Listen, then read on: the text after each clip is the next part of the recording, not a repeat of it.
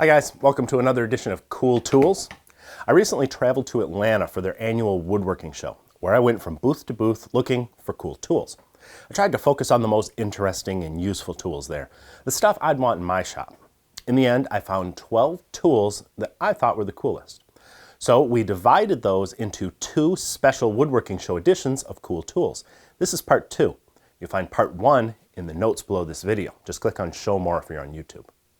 This time, we'll look at a way to make a cool box with curved sides, a new table saw sled, an HVLP sprayer that may be the biggest bang for your buck, a new innovation in router lifts, and another amazing table saw blade from Carbide.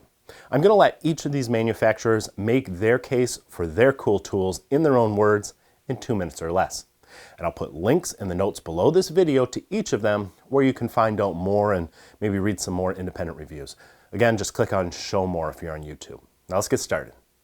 Hello, my name is Marty Schaffner and I am the inventor of the Convex curve cutter, which is a unique and innovative bandsaw accessory that will do things that woodworkers have been wanting to do for a long time. And that's take a plain Jane type square type of box and turn it into something with convex curvatures that's a very beautiful product, especially when it's made out of precious woods such as walnut and ebony and purple heart. Thanks. We call this tool the Dubby. It's a cutoff sled that we designed for use on table saws, and Wood Magazine's picked it 3 times as the best cutoff tool in the United States.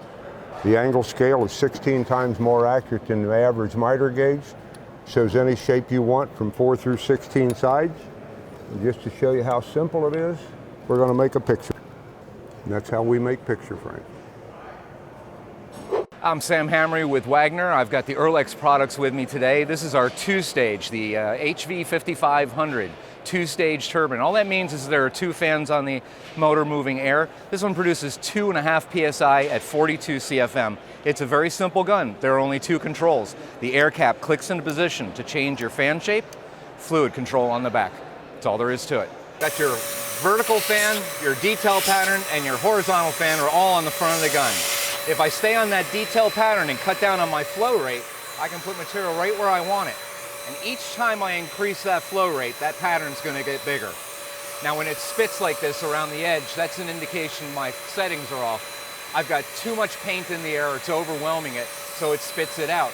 The only adjustment you ever do on these guns is eliminate spit. This knob does it. So I'm going to switch to a fan pattern. I still see some spit in there. I'm going to cut down on my flow a little bit. And there we've got a nice clean pattern. You overlap 50% with each pass. Spraying from 6 inches is really important, guys. If you try spraying from 12, that's never going to be a finish. 6 inches is where you want to be, and apply a wet coat with each pass. Hi, this is Zach with Kreg. This is the Kreg router lift. We have the lock. We have the raise and lower wheel here. A full rotation will give you a 1/16 of an inch. If you get this close, lock it in place, and then 0 your wheel. You can then unlock and make fine-tuned micro adjustments with 0 backlash. So we can make the smallest adjustment here and it will not move backwards at all. The lift is included? No. Now over here, we have the bottom side of our lift. One of the most unique things about this lift are the motor pad mounts. There are 20 plus routers that will fit into this system without you having to buy a single accessory. Every router will fit right in. All you'll have to do is loosen these screws and move the mount to a different number according to the manual. Then use the same wrench that we used up top to tighten it down on your router. And that's all it is.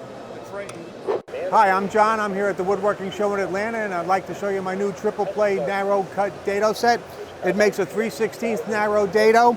It also will do a 1/4 inch, 5/16, 3/8, and 7/16 box joint, along with doing the undersized plywood cuts for undersized 1/4 inch plywood. Most standard dado sets will only do a 1/4 inch narrow dado. the new triple play box joint set can do the 3/16 narrow dado along with all the other box joint cuts. And now we can include this shim set, which will be able to do the undersized 1/4-inch grooves for undersized 1/4-inch plywood. It includes the 2 saw blades, a 1/16 chipper and a 1/8 chipper. We also include a set of shims. It's made with a C4 micrograin carbide, very durable, wear-resistant graded carbide, which will stay sharp anywhere from 12 to 15 years for you. What the set does is it flips around with 2 different curves that you can make by flipping the blades around, and including the chippers will make all the different size width grooves you'd like to make. And the set comes in a complete box set just like this. That's it for part 2 of our special Atlanta Woodworking Cool Tools edition. Don't forget to check out part 1 if you haven't already at the link in the notes below. And be sure to check out the latest issue of Stumpy Nubs Woodworking Journal. It's always full of great tips, tricks, and tutorials designed to make you a better woodworker. You can read and subscribe for free at stumpynubs.com.